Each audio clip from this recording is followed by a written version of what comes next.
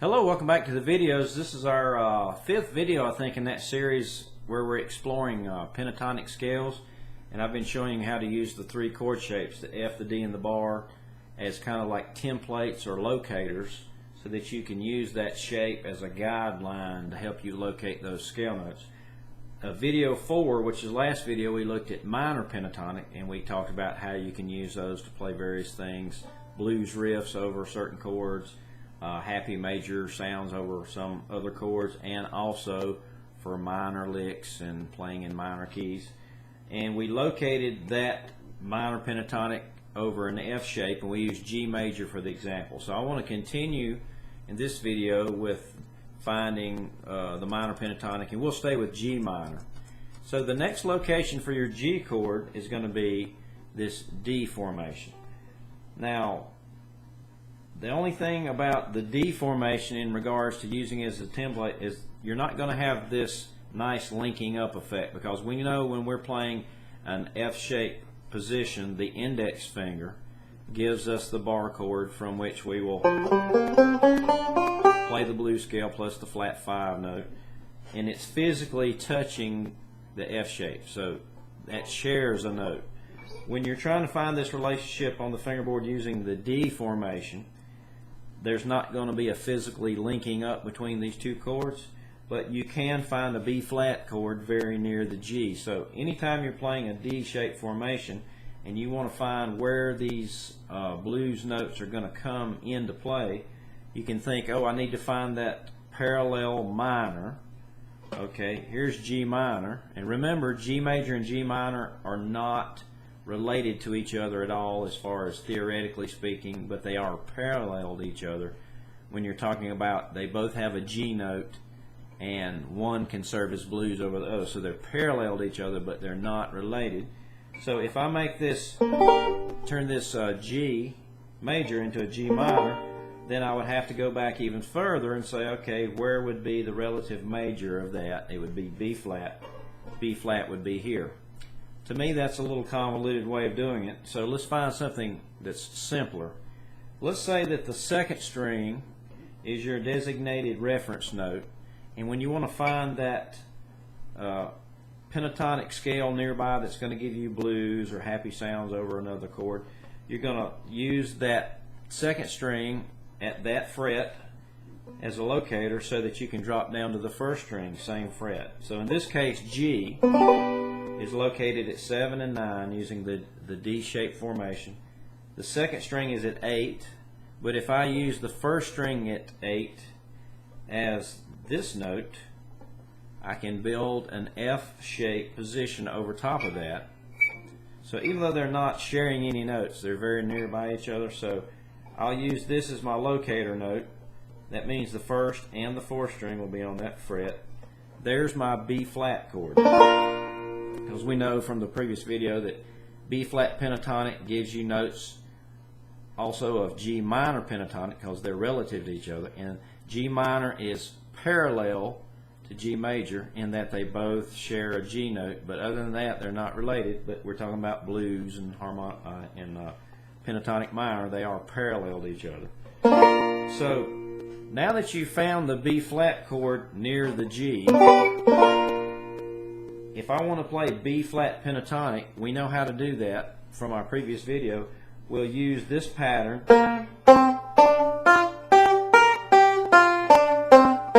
That gives us happy sounds over B flat.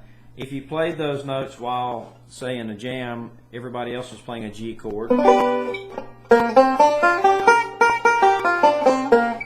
it would sound bluesy over the G, so it'd be serving as a G blues effect. But now G minor pentatonic, remember, shares the same notes as B flat, but it would start with a G. So just for kicks here, since we're already tuned to G, I'm going to leave the third string open, and I'm going to go G, B flat, C, D, here's F, G, B flat, G flat, I'm sorry, B flat, G, F, D, C, B flat, and G. Now we know from the previous video also that G minor pentatonic gives us every note of the blues scale except that one missing note, the flat 5. So in this case, the flat 5 note, or the 5 note itself, is going to be here. It's going to be on the 3rd string out of this formation. So this is the one we need to flat. So let me add that extra blues note.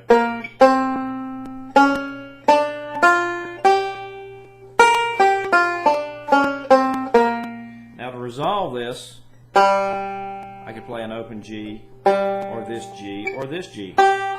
Because all you need is resolution. You need to make this go somewhere.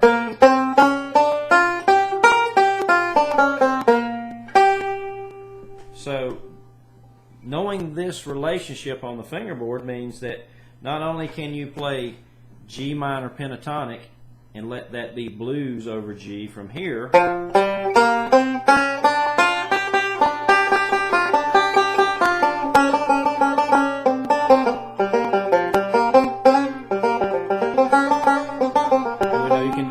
notes by bending into the pentatonic note that you need.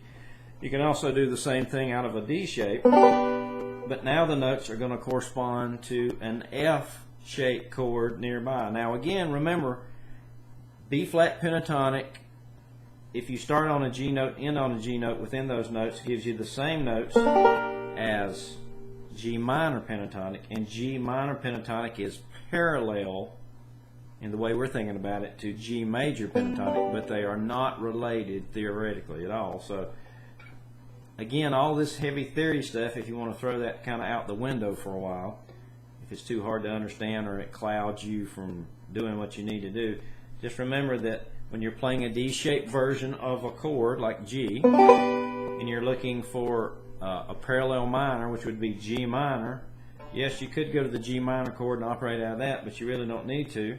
All you do is locate the 1st string right next to the 2nd string and let that be the starting point for this. Now let me see if I can string some ideas together from here. I'll give you a little different camera angle. I'm going to start, let me back off the zoom a little bit here, see if this works. There you go. So I'm going to start with G pentatonic, G minor I should say, G minor pentatonic here, which is the same as B flat, just starting on G. And I'm going to goof around with some of these notes, and I'm going to see if I can make a juxtaposition between this position and this one and this G. So again, I want to resolve all these ideas so that they sound like they're functioning over G. So you can imagine a G chord being played in the background, or a G7 chord, and I'm going to be playing G minor pentatonic over top of that G or G7 chord for a blues effect.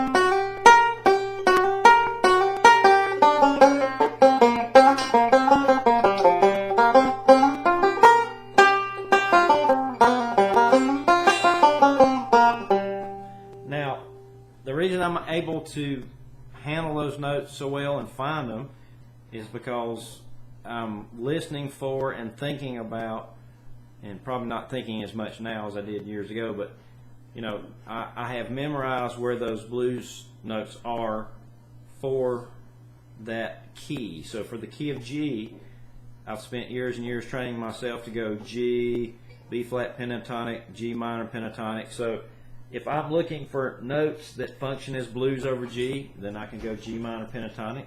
If I was looking for notes that are G minor based, for say playing over a G minor chord or a song in the key of G minor, I can do that. I can do this.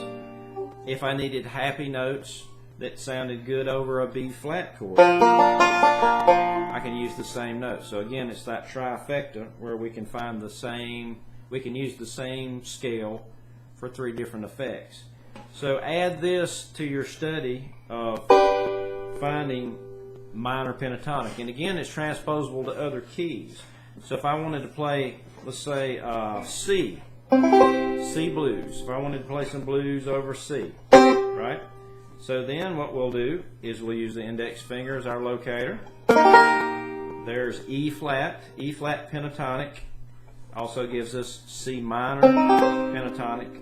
C minor pentatonic sits parallel to C major, and it can function as blues over that. Now, if I wanted to play this in a different location, I could go up to what we studied today. I could say, oh, here's another version of a C chord. In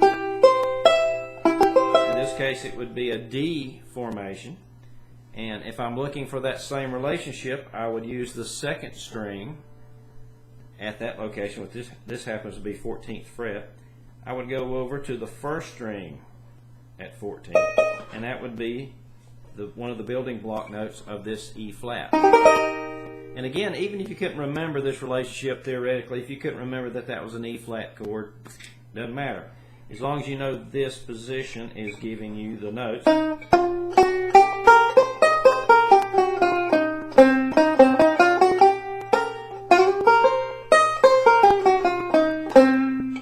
Then you'll have blues for C there. So try this relationship out in different places. You can, experiment as much as you want. And you can also do what I did in the video here, which is to take, say, pick G minor pentatonic, if you're thinking about it as blues, or if you're thinking about it as G minor or B flat, it doesn't matter. It's going to be the same set of notes. You just have to think about context in your brain and see if you can play those notes here, and then figure out how to move between that set of notes in that template and shift over to the next template in a smooth manner, which means you're going to have to connect the two templates together.